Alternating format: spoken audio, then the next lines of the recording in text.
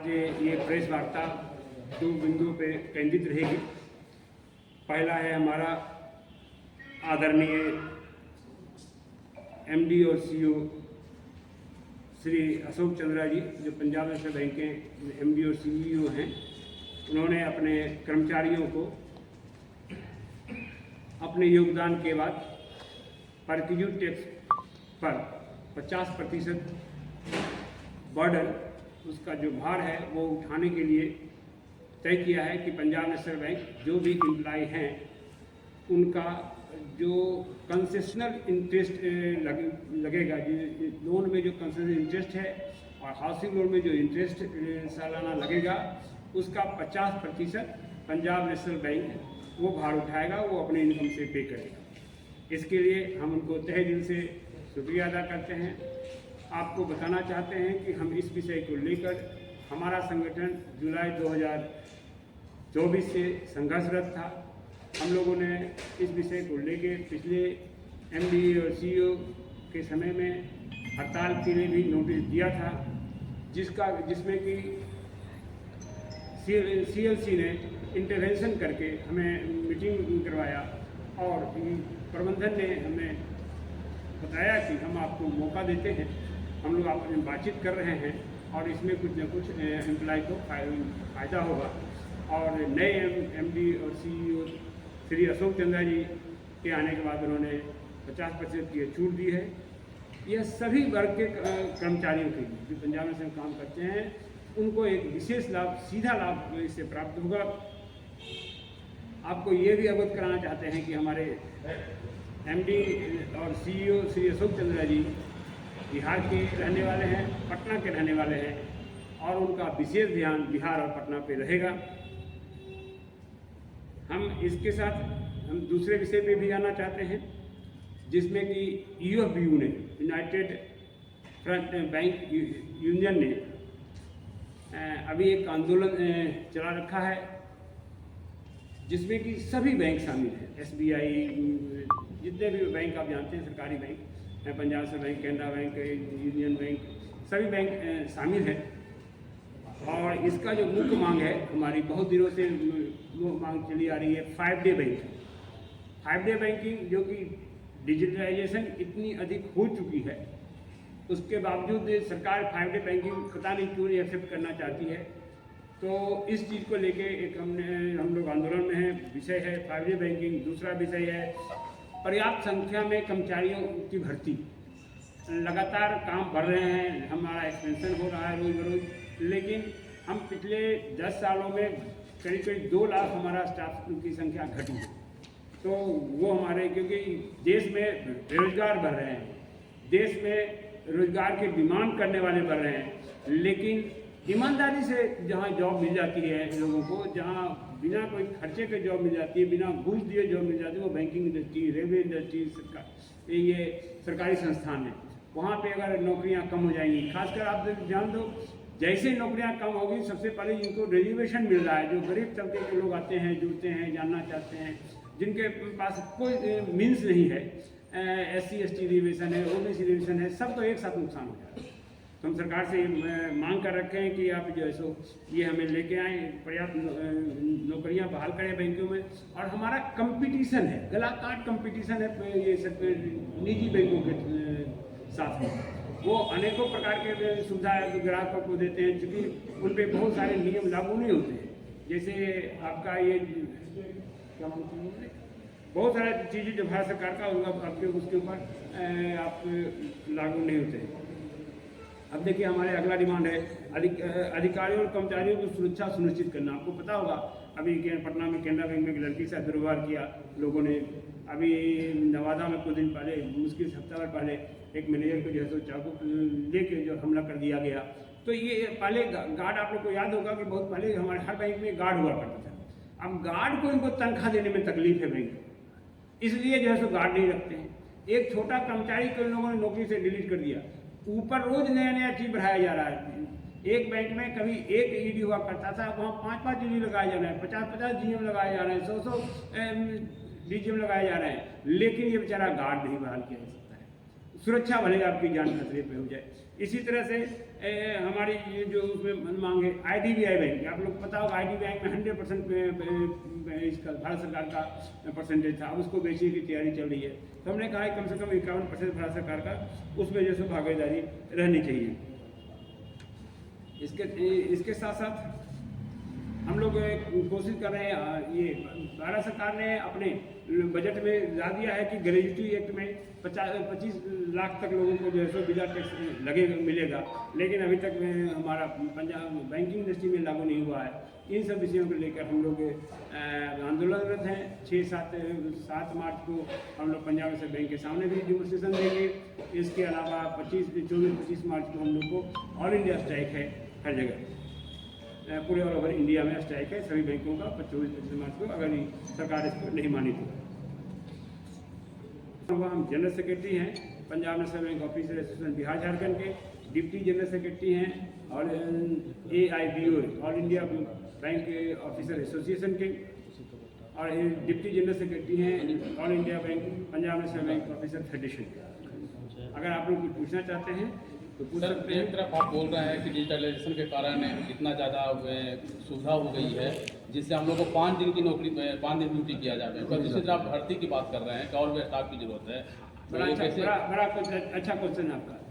बंदा है तो धंधा है। सेल्समैन कितनों डिजिटलाइजेशन कर देंगे, आप लोग जाते होंगे देखने के लिए, टीवी है, वीडियो है, कैमरा है, कहीं सबसे बेहतर डिजिटलाइजेशन, लेकिन अगर वहाँ सेल्समैन नहीं रहे तो क्या करेंगे? तो हम क्या हैं? हम सेल्समैन हैं। जो बैंकिंग एक प्रोडक्ट लेके आती है वो आपको कैसे पता चले? कितनों भी आपको आप समझ, तो कुछ ना कुछ ऐसी बिंदु है जहाँ आप समझ नहीं पाते। म्यूचुअल फंड में देखते होंगे बड़ी तेजी से बोल जाता है, गिरने क्या क्या बोल दिया पता नहीं। इंश्योरेंस में इतनी सारी कागजें लगी होती है, उसके बारे में बताता नहीं है तो नुकसान में चले जाते हैं लोग। तो जब आदमी रहेगा तो आप उसे डिलीवरेशन कर सकते हैं, डिस्कशन कर सकते हैं, उससे पूछ सकते हैं। तो जरूरी ये है कि बंदा होना चाहिए। जनसंख्या रोज बढ़ रही है, हम रोज बर्डन ले रहे हैं, लेकिन नहीं जनसंख्या होने की वजह से, अच्छे कर्मचारी नहीं होने की वजह से, देखिए रोज डिजिटाइजेशन में फ्रॉड हो रहे हैं। क्यों हो रहे हैं? क्योंकि आप बैंक वाले से टच नहीं कर पा रहे हैं, उनसे पूरी जानकारी नहीं ले पा रहे हैं, क्योंकि आदमी नहीं दिख रहा आपको। आप जब बैठ के अपना प्रयोग कर लेते हैं, भरोसे में चले जाते हैं, जिसकी वजह से आपके साथ फ्रॉड हो जाता है। इसलिए स्टाफ की बहुत ज़रूरत है, जिससे कि हमारा कस्टमर सेफ रहे। साथ में एक और डिमांड हम इसमें आपको बताना चाहते हैं कि आज बैंकिंग बहुत महंगी हो गई है। हम सरकार से आप लोगों के माध्यम से डालना चाहते हैं, बताना चाहते हैं कि सरकार कोशिश करे बैंकिंग को सस्ती करने के लिए।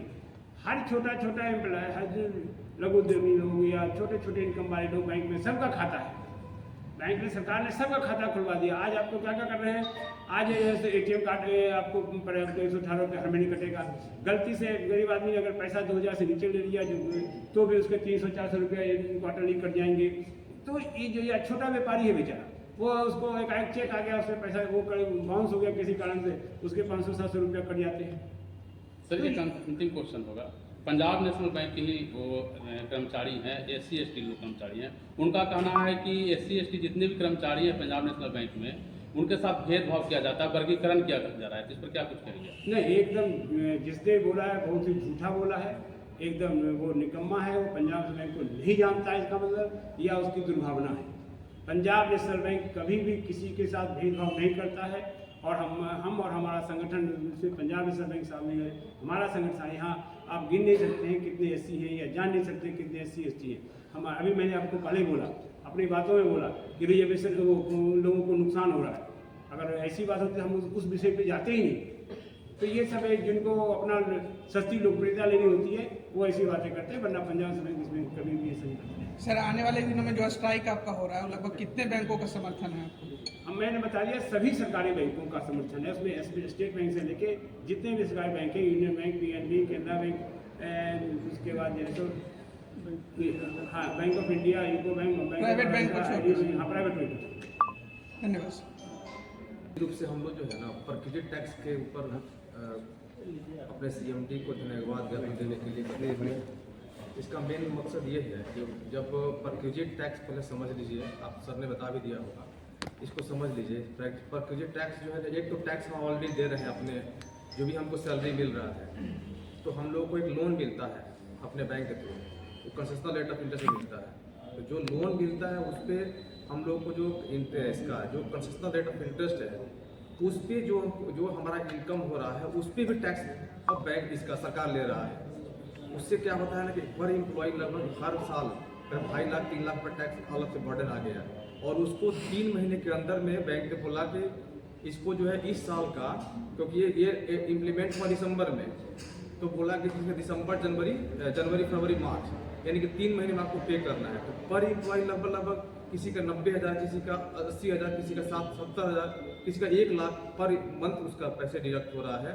तो उसको सैलरी जो इनकम जो टेक होम सैलरी उसका है, किसी को माइनस में, किसी को 50 रुपये, किसी को 100 रुपये, किसी को 5,000 ऐसे घर लेके जा रहा है। तो उसका परिवार चलेगा कैसे? बैंक में एक तरह से अराजकता फैल जाती।